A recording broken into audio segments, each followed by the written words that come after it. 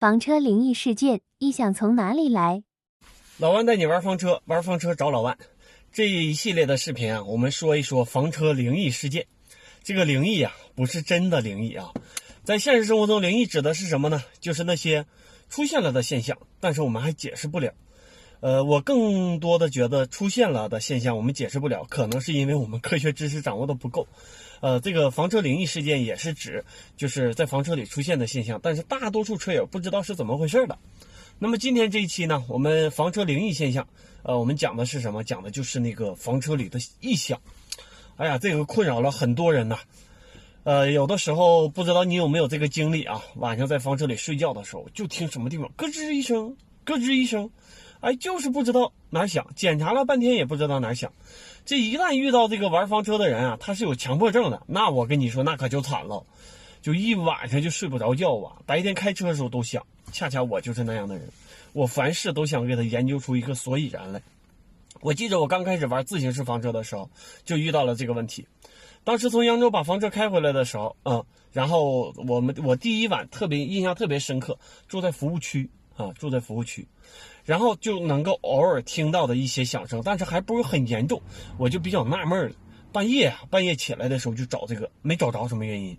我想是不是哪儿家具松了？这样的话我赶快开回厂家让人给我维修，都没找出来。然后第二个晚上的时候，我是住在房车营地相对就比较安静，这个响动就比较大了。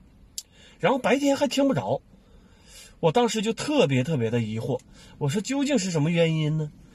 自己想了好长的时间，想了各种的，又趴车底下去检查，然后拿手电筒晚上找。我在想，这新车不应该有进耗子的吧？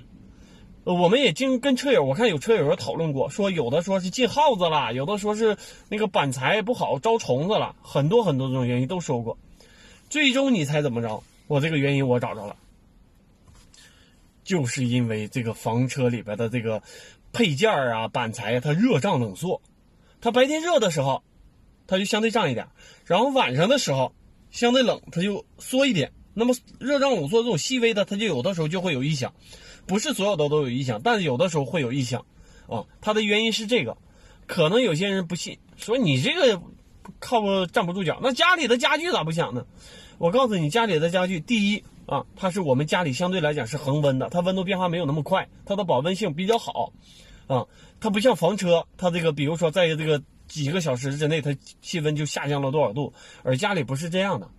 所以说它这个热胀冷缩的幅度小，家里的家具就不响，但偶尔也响，只是说几年摊上那么一回，然后你没注意，不像房车那么频繁。所以呢，房车里的灵异事件、房车异响这个事儿，我们今天就聊到这儿了。如果你也看了这个视频，也有这方面的困惑，那你就可以释然了也麻烦你把这个视频转发出去。如果说别人也有这方面的困惑，看了这个视频，没准真的就是省了不少事儿。